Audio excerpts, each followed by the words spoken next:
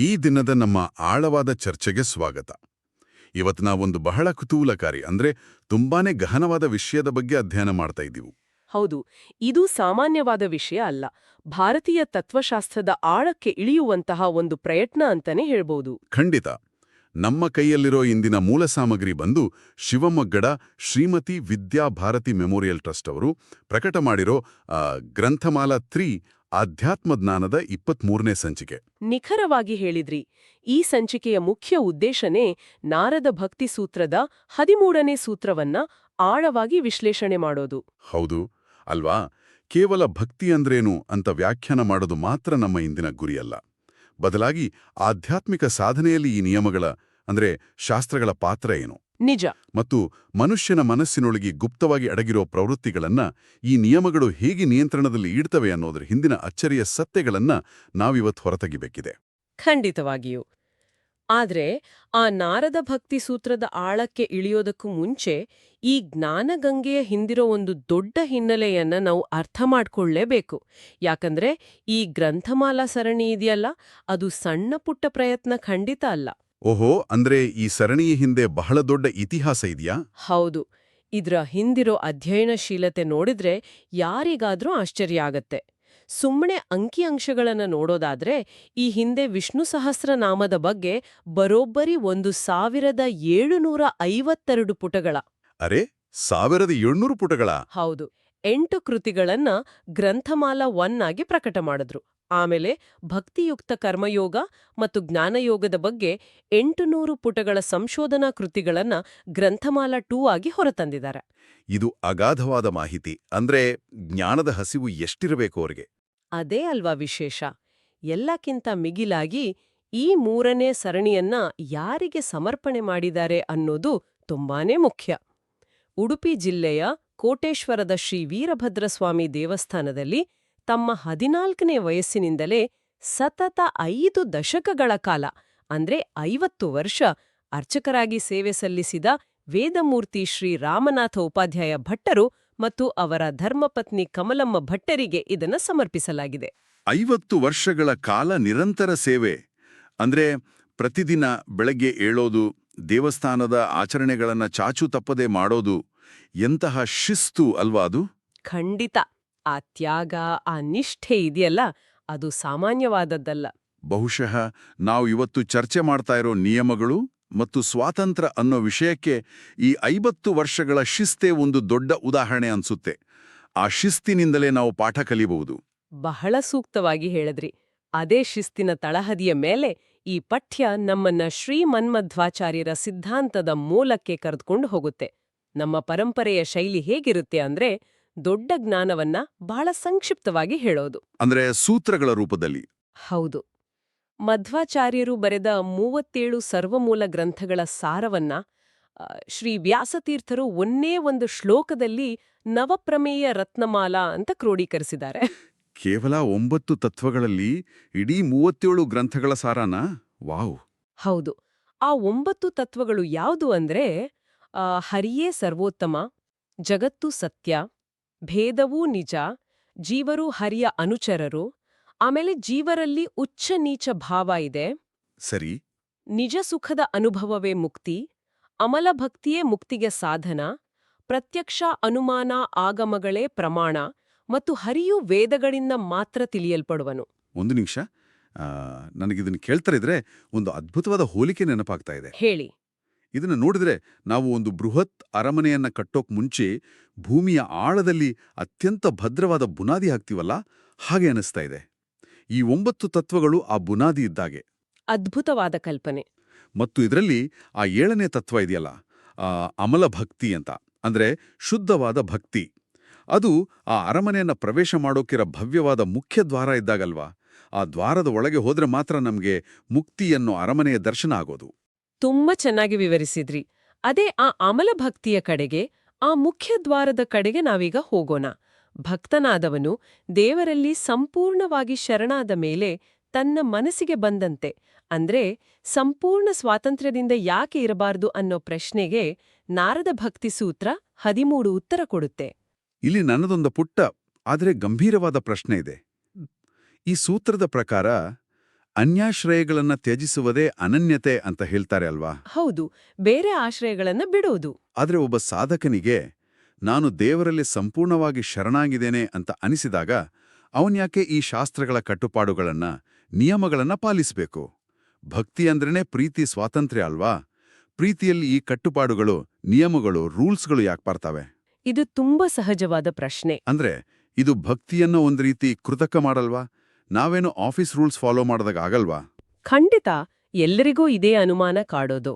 ಆದ್ರೆ ಈ ವಾದಕ್ಕೆ ಭಗವದ್ಗೀತೆಯ 16ನೇ ಅಧ್ಯಾಯದ 23ನೇ ಶ್ಲೋಕದಲ್ಲಿ ಬಹಳ ಸ್ಪಷ್ಟವಾದ ಉತ್ತರ ಇದೆ. ಯಾರು ಶಾಸ್ತ್ರವಿಧಿಗಳನ್ನ ಬಿಟ್ಟು ತನ್ನ ಇಷ್ಟಾನುಸಾರ ಅಂದ್ರೆ ಕಾಮಕಾರತಃ ನಡೆಯುತ್ತಾನೋ ಅವನು ಸುಖವನ್ನು ಹೊಂದುವುದಿಲ್ಲ, ಪರಮಗತಿಯನ್ನು ಹೊಂದುವುದಿಲ್ಲ ಅಂತ ಉಲ್ಲೇಖ ಮಾಡಿದ್ದಾರೆ. ಓಹೋ, ಅಂದ್ರೆ ಶಾಸ್ತ್ರಗಳನ್ನ ಬಿಟ್ಟು ನಮ್ಮ ಭಾವನೆಗಳ ಆಧಾರದ ಮೇಲೆ ಮಾತ್ರ ಹೋದ್ರೆ ಕಷ್ಟ ಅಂತಾಯ್ತು. ಹೌದು, ಈ ನಿಯಮಗಳು ಭಕ್ತನಿಗೆ ಹಾಕಿದ ಸಂಕೋಲೆಗಳಲ್ಲ, ಬದಲಾಗಿ ಆತನನ್ನ ರಕ್ಷಣೆ ಮಾಡೋ ಕವಚಗಳು ಅಂತ ನಾವು ಅರ್ಥ ಮಾಡ್ಕೋಬೇಕು. ಕವಚಗಳು? ಇದು ಸ್ವಲ್ಪ ಆಸಕ್ತಿದಾಯಕವಾಗಿದೆ. ನಮ್ಗೆ ನಿಯಮಗಳು ಅಂದ ತಕ್ಷಣ ಅದು ನಮ್ಮನ್ನ ಕಟ್ಟಿ ಹಾಕೋ ಸರಪಳಿ ಅಂತಾನೆ ಅನ್ಸುತ್ತೆ. ಇದು ಹೇಗೆ ರಕ್ಷಣೆ ಮಾಡುತ್ತೆ? ಯಾಕಂದ್ರೆ ಮನುಷ್ಯನ ಮನಸ್ಸು ಎಷ್ಟು ವಿಚಿತ್ರ ಅಂದ್ರೆ ಅದು ತನಗೆ ತಾನೇ ಮೋಸ ಮಾಡ್ಕೊಳ್ಳೋ ಕಲೆಯಲ್ಲಿ ನಿಸ್ಸೀಮವಾಗಿರುತ್ತೆ. ಅದಕ್ಕಾಗಿಯೇ ಈ ನಿಯಮಗಳ ಬೇಲಿ ಬೇಕು ಅಂತ ಪದ್ಯದಲ್ಲಿ ಕಟುವಾದ ಸತ್ಯವನ್ನ ಹೇಳಿದ್ದಾರೆ. ತನಗೆ ತಾನೇ ಮೋಸ ಮಾಡ್ಕೊಳ್ಳೋದು ಅಂದ್ರೆ ಆತ್ಮವಂಚನೆ ಅಲ್ವಾ? ನಾವು ನಮ್ಮನ್ನೇ ಸುಳ್ಳು ಹೇಳಿಕೊಂಡು ನಂಬಿಸ್ತಿಲ್ಲ? ನಿಖರವಾಗಿ ನಮ್ಮೊಳಗೆ ಕಾಮ, ಕ್ರೋಧದಂತಹ ಒಂದು ರೀತಿ ಮೃಗೀಯ ಸ್ವಭಾವಗಳು ಅಂದ್ರೆ ಆನಿಮಲಿಸ್ಟಿಕ್ ಟೆಂಡೆನ್ಸೀಸ್ ಗುಪ್ತವಾಗಿ ಅಡಗಿರುತ್ತವೆ. ನಾನು ಆಧ್ಯಾತ್ಮಿಕವಾಗಿ ಬಹಳ ಎತ್ತರಕ್ಕೆ ಬೆಳೆದುಬಿಟ್ಟಿದ್ದೀನಿ ಅಂತ ಭ್ರಮೆಗೊಳಗಾಗಿ ಶಾಸ್ತ್ರದ ನಿಯಮಗಳನ್ನ ಉಲ್ಲಂಘನೆ ಮಾಡುವನು ನೇರವಾಗಿ ಆತ್ಮವಂಚನೆಗೆ ಒಳಗಾಗ್ತಾನೆ. ಹೌದಾ? ಹೌದು. ಇದ್ರಿಂದ ಏನಾಗುತ್ತೆ ಅಂದ್ರೆ ಆತ ಆಗ್ಲೇ ಪಡ್ಕೊಂಡಿರೋ ಆನಂದ, ಶಾಂತಿ, ಜ್ಞಾನದ ಪಥದಿಂದ ಕೆಳಕ್ಕೆ ಕುಸಿಯೋಕ್ ಶುರು ಮಾಡ್ತಾನೆ. ಇದನ್ನ ಕೇಳ್ತಾ ಇದ್ರೆ ನನಗೆ ನಮ್ಮ ದೈನಂದಿನ ಜೀವನದ ಒಂದು ಉದಾಹರಣೆ ನೆನಪಾಗ್ತಾ ಇದೆ. ಇದ್ ಹೆಂಗಿದೆ ಅಂದ್ರೆ ಒಂದು ದೊಡ್ಡ ಹೆದ್ದಾರಿಯ ಪಕ್ಕದಲ್ಲಿ ಒಂದು ಮನೆ ಇದೆ ಅನ್ಕೊಳ್ಳಿ. ಓಕೆ. ಆ ಮನೆಯ ಅಂಗಳದಲ್ಲಿ ಒಂದು ಚಿಕ್ಕ ಮಗು ಆಟವಾಡ್ತಾ ಇದೆ. ಸರಿ. ಆ ಮಗುವಿಗೆ ವಾಹನಗಳ ವೇಗದ ಅರಿವು ಅಂದ್ರೆ ಆ ಅಪಾಯದ ಅರಿವು ಬರೋವರೆಗೂ ಮನೆಯ ಕಾಂಪೌಂಡ್ ಗೇಟನ್ನ ನಾವು ಮುಚ್ಚಲೇಬೇಕು ತಾನೆ. ಖಂಡಿತ ಮುಚ್ಚಬೇಕು. ಆ ಗೇಟ್ ಮಗುವಿನ ಸ್ವಾತಂತ್ರ್ಯ ಕಸೆಯೋಕಿಟ್ಟಿದ್ದಲ್ಲ, ಅದ್ರ ಪ್ರಾಣ ರಕ್ಷಣೆಗಿಟ್ಟಿರೋದು. ನಾವು ಕೂಡ ಈ ಜಗತ್ತಿನ ಆಕರ್ಷಣೆಗಳ ಅಪಾಯವನ್ನ ಅರಿಯೋವರೆಗೂ ಶಾಸ್ತ್ರದ ನಿಯಮಗಳು ಅನ್ನೋ ಗೇಟ್ ಒಳಗಡೆ ಇರ್ಲೇಬೇಕು ಅನ್ಸುತ್ತೆ. ಎಷ್ಟೊಂದು ಎದ್ದುಮಜವಾದ ಹೋಲಿಕೆ ಕೊಟ್ರಿ ನೀವು. ಈ ರಕ್ಷಣಾತ್ಮಕ ಶಕ್ತಿ ಹೇಗಿದೆ ಅನ್ನೋದನ್ನ ಇದು ಸ್ಪಷ್ಟವಾಗಿ ತಿಳಿಸುತ್ತೆ. ಪ್ರಪಂಚದ ಬಗ್ಗೆ ಸಹಜವಾದ ವೈರಾಗ್ಯ ಮೂಡೋವರೆಗೂ ಈ ನಿಯಮಗಳನ್ನ ಕಡ್ಡಾಯವಾಗಿ ಪಾಲಿಸಲೇಬೇಕು. ಇದನ್ನ ನಾವು ಆಧುನಿಕ ಜೀವನಕ್ಕೂ ನಾವು ಕಲಿಯೋ ಯಾವುದೇ ಹೊಸ ಕೌಶಲ್ಯಕ್ಕೂ ಅನ್ವಯ ಮಾಡಬಹುದು ಗೊತ್ತಾ? ಅಂದ್ರೆ ಸ್ಕಿಲ್ಸ್ ಕಲಿಯುವಾಗ್ಲೂ ಇದೇ ರೂಲ್ಸ್ ಅಪ್ಲೈ ಆಗುತ್ತಾ? ಖಂಡಿತ. ಈಗ ಉದಾಹರಣೆಗೆ ನೀವು ಸಂಗೀತನೋ ಅಥವಾ ಕ್ರೀಡೆಯನ್ನು ಕಲಿಯೋಕೆ ಶುರು ಮಾಡ್ತೀರಾ ಅಂದ್ಕೊಳ್ಳಿ. ಅಲ್ಲಿರೋ ಮೂಲಭೂತ ನಿಯಮಗಳನ್ನ, ಫಂಡಮೆಂಟಲ್ಸ್ ಅನ್ನ ಪಾಲಿಸದೆ ಏಕಾಏಕಿ ನಾನು ದೊಡ್ಡ ಸಾಧನೆ ಮಾಡ್ತೀನಿ ಅಂತ ಹೋದ್ರೆ ಏನಾಗುತ್ತೆ? ಅದು ವೈಫಲ್ಯದಲ್ಲಿ ಅಂತ್ಯ ಆಗುತ್ತೆ, ಅಪಸ್ವರ ಬಂದ್ಬಿಡುತ್ತೆ. ಅದೇ, ಅಹಂಕಾರದಿಂದ ನಿಯಮಗಳನ್ನ ಮುರಿಯೋದು ಯಾವಾಗ್ಲೂ ಅಪಾಯಕಾರಿ. ಪರಂಪರೆಯ ಋಷಿಮುನಿಗಳು ರೂಪಿಸಿದ ಈ ಆಚಾರ ವಿಚಾರಗಳು ನಮ್ಮನ್ನ ಆ ಆಕರ್ಷಣೆಯಿಂದ ಕಾಪಾಡೋ ಪ್ರೊಟೆಕ್ಟಿವ್ ಮೆಕ್ಯಾನಿಸಮ್ ಇದ್ದಾಗೆ. ಇದು ಅರ್ಥ ಆಯ್ತು. ನಿಯಮಗಳು ನಮ್ಮನ್ನ ಕಾಪಾಡೋ ಬೇಲಿಗಳು. ಹಾಗಾದ್ರೆ ಇಲ್ಲೊಂದು ಪ್ರಶ್ನೆ ಬರುತ್ತೆ. ಈ ನಿಯಮಗಳ ಪಾಲನೆಗೆ ಕೊನೆಯೇ ಇಲ್ವಾ? ಅಂದ್ರೆ ಜೀವನ ಪೂರ್ತಿ ಆ ಬೇಲಿಯೊಳಗೇ ಇರ್ಬೇಕಾ? ಈ ಭಕ್ತಿಯ ಪಯಣ ಅಂತಿಮವಾಗಿ ಎಲ್ಲಿಗೋಗಿ ತಲುಪುತ್ತೆ?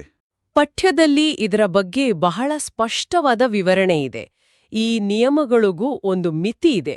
ನಮ್ಮ ಇಂದ್ರಿಯ, ಮನಸ್ಸು ಮತ್ತು ಬುದ್ಧಿಗೆ ಗೋಚರವಾಗುವ ಈ ಭೌತಿಕ ಜಗತ್ತಿನ ಆಕರ್ಷಣೆ ಇರುವವರೆಗೂ ಮಾತ್ರ ಶಾಸ್ತ್ರದ ಅನುಷ್ಠಾನ ಇರಬೇಕು. ಓಹೋ, ಅಂದ್ರೆ ಆಕರ್ಷಣೆ ಕಳೆದು ಹೋದ ಮೇಲೆ ನಿಯಮಗಳ ಅವಶ್ಯಕತೆ ಇಲ್ವಾ? ಹೌದು.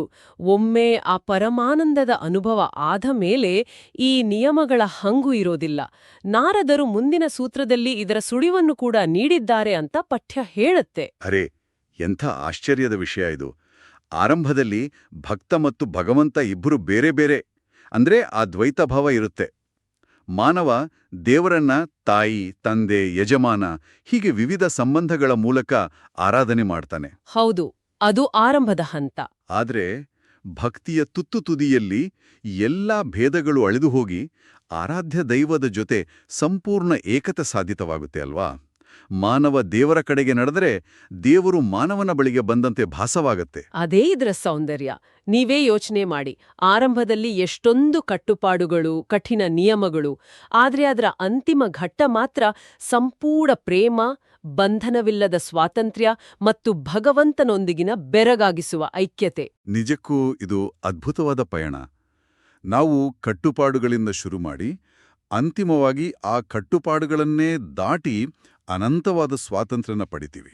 ಖಂಡಿತವಾಗಿಯೂ ಇದನ್ನೇ ಅಮಲಭಕ್ತಿ ಅಂತ ಕರೆಯೋದು. ಸರಿ, ಹಾಗಾದ್ರೆ ಈ ದಿನದ ನಮ್ಮ ಗಹನವಾದ ಚರ್ಚೆಯನ್ನ ಒಂದು ಹಂತಕ್ಕೆ ತರೋಣ. ಇವತ್ತಿನ ಆಳವಾದ ಅಧ್ಯಯನದಲ್ಲಿ ನಾವು ಶ್ರೀಮಧ್ವಾಚಾರ್ಯರ ಆ 9 ತತ್ವಗಳ ತಳಹದಿಯನ್ನ ಅರ್ಥ ಮಾಡ್ಕೊಂಡ್ವಿ. ಹಾಗೆ ವೇದಮೂರ್ತಿ ರಾಮನಾಥ ಉಪಾಧ್ಯಾಯರ 5 ದಶಕಗಳ ಸೇವೆಯ ಹಿನ್ನೆಲೆಯನ್ನು ಸ್ಮರಿಸಿದ್ವು. ಜೊತೆಗೆ ನಾರದ ಭಕ್ತಿ ಸೂತ್ರ 13ರ ಮೂಲಕ ಆಧ್ಯಾತ್ಮಿಕ ಮಾರ್ಗದಲ್ಲಿ ಶಾಸ್ತ್ರಗಳ ನಿಯಮಗಳು ನಮ್ಮ ಸ್ವಾತಂತ್ರ್ಯನ ಕಸಿಯೋ ಬದಲು ನಮ್ಮೊಳಗಿನ ಅರಿವಿಲ್ಲದ ಪ್ರವೃತ್ತಿಗಳಿಂದ ನಮ್ಮನ್ನ ಹೇಗೆ ರಕ್ಷಣೆ ಮಾಡುತ್ತೆ ಅನ್ನೋದನ್ನ ಕೂಡ ತಿಳ್ಕೊಂಡ್ವಿ. ಹೌದು, ಇದು ಕೇವಲ ಆಧ್ಯಾತ್ಮಕ್ಕೆ ಮಾತ್ರ ಸೀಮಿತ ಅಲ್ಲ. ಕೇಳುಗರು ತಮ್ಮ ದೈನಂದಿನ ಜೀವನದಲ್ಲಿ ಕೂಡ ಇದನ್ನು ಅಳವಡಿಸ್ಕೊಳ್ಬೋದು ಅಲ್ವಾ? ನಾವು ಯಾವುದೇ ಕ್ಷೇತ್ರದಲ್ಲಿ ಉನ್ನತ ಮಟ್ಟದ ಸ್ವಾತಂತ್ರ್ಯ ಹೊಂದಬೇಕಾದ್ರೆ ಮೊದಲು ನಾವು ಶಿಸ್ತು ಮತ್ತು ನಿಯಮಗಳಿಗೆ ಒಳಪಡಲೇಬೇಕು. ನಿಜ. ಯಾಕಂದ್ರೆ ಶಿಸ್ತಿಲ್ಲದ ಸ್ವಾತಂತ್ರ್ಯವು ಯಾವಾಗ್ಲೂ ವಿನಾಶಕಾರಿನೇ ಆಗಿರುತ್ತೆ. ಖಂಡಿತ. ಕಾರ್ಯಕ್ರಮವನ್ನು ಮುಕ್ತಾಯ ಮಾಡೋದಕ್ಕೂ ಮುಂಚೆ ಕೇಳುಗರು ತಾವೇ ಆಲೋಚನೆ ಮಾಡೋದಕ್ಕೆ ಅಂತ ಒಂದು ಪ್ರಶ್ನೆಯನ್ನ ಬಿಟ್ಟೋಗ್ತಾ ಇದೀವಿ. ಖಂಡಿತ, ಹೇಳಿ. ನಮ್ಮ ಮನುಷ್ಯ ಸಹಜ ಅಹಂಕಾರ ಎಷ್ಟು ಸೂಕ್ಷ್ಮವಾಗಿರುತ್ತೆ ಅಂದ್ರೆ ನಾವಾಗ್ಲೇ ಜ್ಞಾನಿಗಳಾಗ್ಬಿಟ್ವಿ, ನಮ್ಗೆಲ್ಲ ಗೊತ್ತಿದೆ ಅಂತ ನಮ್ಗೆ ನಾವೇ ಸುಳ್ಳು ಹೇಳ್ಕೊಳ್ತೀವಿ. ಹಾಗಾದ್ರೆ ನಿಮ್ಮ ಜೀವನದಲ್ಲಿ ನಾನಿದನ್ನ ದಾಟಿ ಬೆಳೆದುಬಿಟ್ಟಿದ್ದೇನೆ ಅಂತ ಅಂದ್ಕೊಂಡು ಅಕಾಲಿಕವಾಗಿ ಕೈಬಿಟ್ಟಿರುವ ಆ ಸರಳವಾದ ರಕ್ಷಣಾ ನಿಯಮಗಳು ಯಾವುದು? ಹೌದು, ಇದು ಬಹಳ ಮುಖ್ಯವಾದ ಪ್ರಶ್ನೆ. ಆ ನಿಯಮಗಳನ್ನ ಮುರಿದು ನಾವು ನಿಜವಾಗ್ಲೂ ಸ್ವಾತಂತ್ರ್ಯ ಪಡ್ಕೊಂಡ್ವಾ ಅಥವಾ ನಮ್ಗೆ ನಾವೇ ಮೋಸ ಮಾಡ್ಕೊಂಡ್ವಾ? ಇದರ ಬಗ್ಗೆ ಸ್ವಲ್ಪ ಯೋಚನೆ ಮಾಡಿ. ಮುಂದಿನ ಆಳವಾದ ಚರ್ಚೆಯೊಂದಿಗೆ ನಾವು ಮತ್ತೆ ಭೇಟಿಯಾಗೋಣ.